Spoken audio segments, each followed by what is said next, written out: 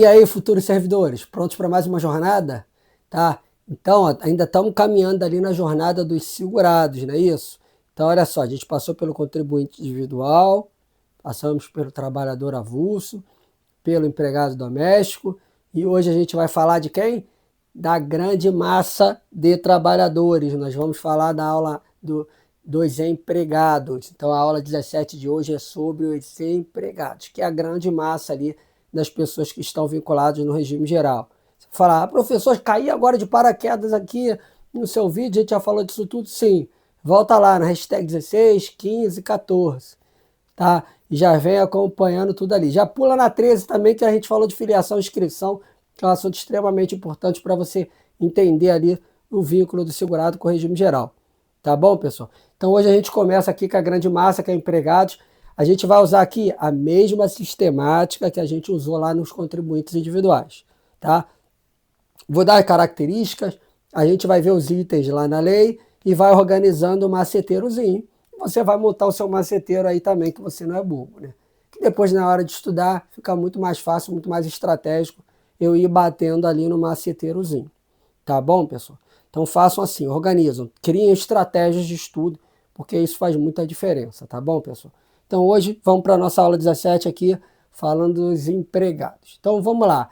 A base legal, ela está no artigo 11, inciso 1 da Lei 8.213 de 91. Característica. É aquele que tem como principal característica ser detentor de vínculo empregatício. Repare que é o oposto lá do contribuinte individual, que a gente estudou lá atrás, tá? Então repare que é o oposto. Inscrição pelo preenchimento dos documentos que os habilitem ao exercício da atividade, formalizado pelo contrato de trabalho. Aqui é interessante que a gente tem, via de regra, o contrato de trabalho formalizado e tem lá a anotação na CTPS, que é a carteira de trabalho do trabalhador, né? Então a gente tem esses dois registros ali de controle. Via de regra, isso aqui é feito pelo empregador, tá bom, pessoal? Então é o empregador que faz ali com o empregado e é ele que vai levar essa informação lá para o INSS. Ok? Tranquilo? Então a gente começa aqui a jornada. Como eu falei, vamos naquela sistemática. Lê o dispositivo e arruma no maceteirozinho. Tá? Vamos lá. Letra A. Aquele que presta serviço de natureza urbana ou rural à empresa em caráter não eventual, sob a sua subordinação e mediante remuneração, inclusive como diretor empregado. Então, vamos separar aqui por dois. Vamos dividir aqui no meio. Falando aqui do final, inclusive como diretor empregado. A gente já viu que tem o diretor empregado e o diretor não empregado. Lembra aí, o diretor não empregado, ele é o quê? Que a gente viu lá atrás, ele é o quê? Ó, ele é contribuinte individual, lembra? Se não lembra, já volta lá, porque contribuinte individual é um assunto certo e prova, tá? Então volta lá e já revisa, porque você não pode estar errando isso daí. Então, não, o empregado ele é contribuinte individual e o empregado, como o próprio nome diz, ele é empregado. E esse primeiro aqui, pessoal? Esse primeiro aqui é a definição de empregado que está lá na CLT, na Consolidação das Leis do Trabalho. Então, eu costumo dizer que esse primeiro item aqui, como é a definição da CLT, sem nenhuma especificidade, eu chamo ele de empregado padrão. Talvez a nomenclatura não seja a melhor, mas só para facilitar ali os estudos, tá? Para eu saber que o empregado padrão é aquele que está lá na definição da CLT, tá? Então a gente tem aqui o empregado padrão e a gente tem o diretor empregado. Vamos para a letra B. Aquele que contratado por empresa de trabalho temporário, definida em legislação específica, presta serviço para atender à necessidade transitória de substituição de pessoal regular e permanente ou acréscimo extraordinário de serviço de outras empresas. Então, olha só, contratado por empresa de trabalho temporário.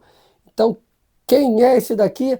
Ele é o trabalhador temporário, tá? Muito comum que na época de Páscoa, final de ano, então a gente vê aí que tem milhares de contratações temporárias, que é uma época ali mais agitada do comércio, tá? Então, estamos falando dele aqui, ele também vai entrar como empregado. Se a gente for lá para o nosso maceteiro, a gente pode colocar aqui, ó, empregado padrão, diretor empregado e trabalhador temporário. Nossos três primeiros itens aqui do nosso maceteiro. Beleza? Tranquilo? Se quiser, ó, pausa agora o vídeo, anota, tá? E vai organizando aí seus estudos. Ó, pausa aí, ó, pausa o vídeo, anota e vamos organizando os estudos, tá bom? Então, vamos lá. C. o brasileiro ou estrangeiro domiciliado e contratado no Brasil para trabalhar como empregado em sucursal ou agência de empresa nacional no exterior. Brasileiro ou estrangeiro domiciliado e contratado no Brasil. Qual é a dica que eu dou aqui, pessoal? Aqui tem uma palavrinha que, se vocês olharem, ela ainda não tinha aparecido até o momento, ó, que é isso aqui, ó, sucursal. Então, sei lá na prova, se você está firme, você vai marcar. Se você está em dúvida, está balançado, achou a palavra sucursal, já começa a imaginar que talvez ali existe uma possibilidade grande de aquele item estar se referindo a um empregado, tá? Porque a gente não vai ver essa palavra em outro lugar, tá? Então, a minha dica que eu dou, fique de olho nessa palavra sucursal. Já remeta ela a empregado, beleza? Então, uma dicasinha aí para ajudar, tá? D. Aquele que presta serviço no Brasil à missão diplomática ou à repartição consular de carreira estrangeira e a órgãos a elas subordinados, ou a membro dessas missões e repartições, excluído o não brasileiro sem residência permanente no Brasil e o brasileiro amparado pela legislação previdenciária do país da respectiva missão diplomática ou repartição consular. Não sei se vocês já entraram aí nessas missões diplomáticas, nessas repartições consulares, que vocês vão ver que lá tem estrangeiro e tem brasileiros. Normalmente o brasileiro está no que eu chamo ali de linha de frente, né? Naquele primeiro atendimento ali do pessoal. Então esse brasileiro ele é contratado como empregado e ele vai estar preso aqui ao regime geral da Previdência Social, tá? O que eu tenho que tomar cuidado aqui? Que se ele estiver no regime lá do país, lá da missão diplomática e da repartição consular, ele vai ser excluído aqui do regime geral. É o que acontece na prática? Na prática não é o que acontece, tá? Mas é possível que isso aconteça. Então na hora da questão ali eu tenho que ficar de olho, porque se ele sinalizar que ele está lá no regime da missão diplomática ou repartição consular, eu vou ter que excluir ele aqui do regime geral, tá? Então é bom ficar de olho. Vamos lá para o nosso maceteiro. A gente já botou empregado padrão, diretor empregado, trabalhador temporário. Agora a gente tem aqui no item 4. O contratado no Brasil para trabalhar como empregado em sucursal ou agência de empresa nacional no exterior. Aquele que presta serviço no Brasil à missão diplomática ou repartição consular de carreira estrangeira, excluído não brasileiro sem residência permanente no Brasil. E o brasileiro amparado pela legislação, eu deixei inteirinho, do jeito que está ali, tá? Para não confundir, eu acho que assim fica melhor. O importante é você ficar ligado e saber dessa diferenciação. Então, vamos lá. O brasileiro civil que trabalha para a União no exterior, em organismo oficial brasileiro ou internacional do qual o Brasil seja membro efetivo, ainda que lá domiciliado e contratado, salvo se segurado na forma da legislação vigente do país do domicílio. É a mesma coisa, tá? Se ele não está lá no país de origem, lá da onde está a OI, ele vai ser do regime geral, tá? É uma maneira dele não ficar descoberto. Então é o nosso item 6, tá? Então ele já está aqui. Lembrando que aí nós estamos falando de quê? De organismo internacional. A gente já falou isso lá atrás, tá? De novo, tomem cuidado com essa ressalva do final. Sempre olhe que a questão ela sempre vai sinalizar isso. Ela nunca vai deixar ali margem para dúvida, até para depois a questão não ser anulada. Tá bom, pessoal? Então, bastante atenção com isso. Vamos lá. Letra F e G. Agora aqui a gente vai ver coisas interessantes. Olha só.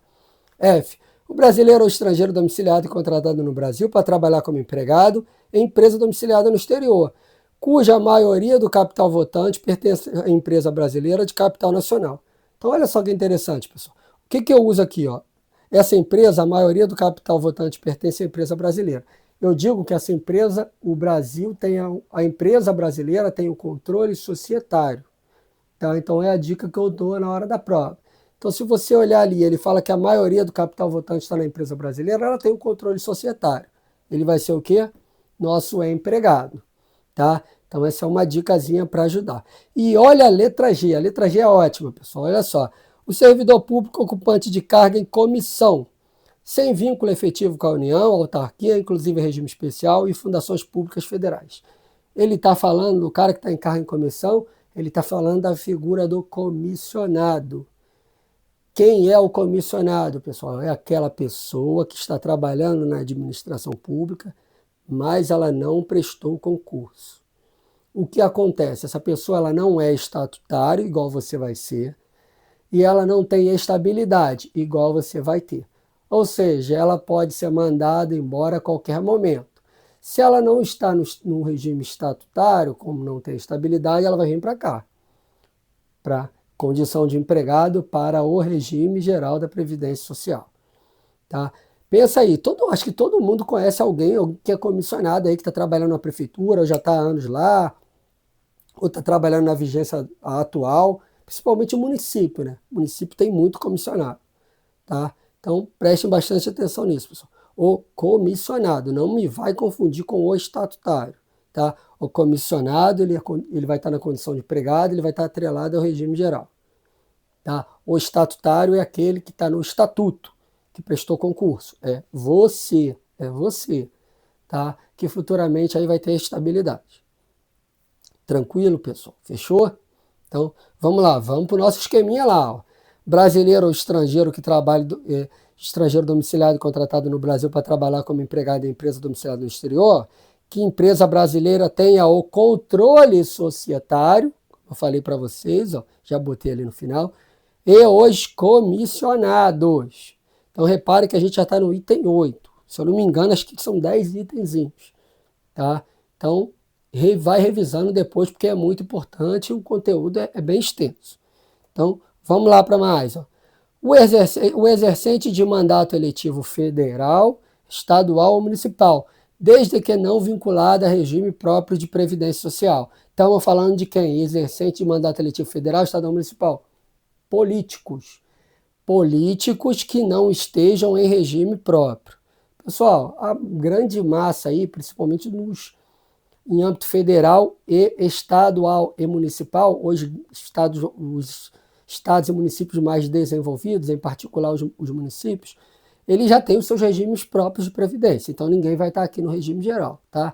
A gente consegue encontrar políticos nessas condições em municípios pequenos, municípios mais pobres, tá? Então, preste bastante atenção nisso. Políticos, se estão no regime próprio, não estão aqui. Se não estão em regime próprio, eles vão para o regime geral na condição de empregado. Tá? Políticos que não estão em regime próprio, empregados. Beleza, pessoal? Estou repetindo ali para você não confundir e para você assimilar bem essa ideia. E o empregado de organismo oficial internacional ou estrangeiro em funcionamento no Brasil, repare que agora esse organismo está funcionando aqui. Até então a gente viu que estava funcionando fora. Salvo quando coberto por regime próprio de previdência. Vai seguir a mesma regra, pessoal. Se está no regime próprio de previdência, está fora do regime geral. Se não está no regime próprio, ele vai vir aqui para o regime geral na condição também de empregado. Tá? Sistemática é sempre a mesma. Beleza, pessoal? Tranquilo? Então, vamos lá. Então, agora vamos encaixar aqui os que estavam faltando. Ó. Políticos que não estejam vinculados a regime próprio, empregado de OI em funcionamento no Brasil, salvo quando coberto do regime próprio. Assim, a gente fecha aqui os nossos 10 itenzinhos de empregados. Vamos ver como é que ficou o nosso esqueminha e já revisionar? E aí é a oportunidade de você que também quiser pausar o vídeo e já fazer ali as anotações pertinentes. Então vamos lá. Ó. A gente viu que a gente começa com o empregado padrão, que eu falei para vocês, é aquele que está na definição de CLT, sem nenhuma especificidade. Diretor empregado, que eu também falei para vocês. Ó, diretor empregado, como o próprio nome diz, ele já é empregado. Diretor não empregado, ele é contribuinte individual. Trabalhador temporário, a gente já viu aí. Contratado no Brasil para trabalhar como empregado em sucursal ou agência de empresa nacional no exterior. Lembra que eu devo macetinho? Ó, sucursal. Quiser, bota logo aqui. Ó, a gente não botou nem, quase não falei em IPC hoje, né? Então coloca um IPCzinho aqui, ó, de importante pra caramba. Já coloca aqui na aula de hoje já para você ficar atento ali. Por que eu estou falando aqui tanto de sucursal? Isso aqui já apareceu várias vezes em prova, tá, pessoal? Várias vezes. 5. Aquele que preste serviço no Brasil a missão diplomática ou repartição consular de carreira estrangeira, excluído não brasileiro sem residência no Brasil, e o brasileiro amparado pela legislação previdenciária do país da respectiva missão diplomática ou repartição consular. Repara aqui que ele fala, ó, excluídos o não brasileiro sem residência permanente. Tá, gente, é muito comum você chegar nessas embaixadas aí, quando você for tirar visto, você vai ver que quando você vai passar pela entrevista, você vai com o cara lá do país lá que você pretende ir. Tá? Geralmente você não vai fazer entrevista com um brasileiro.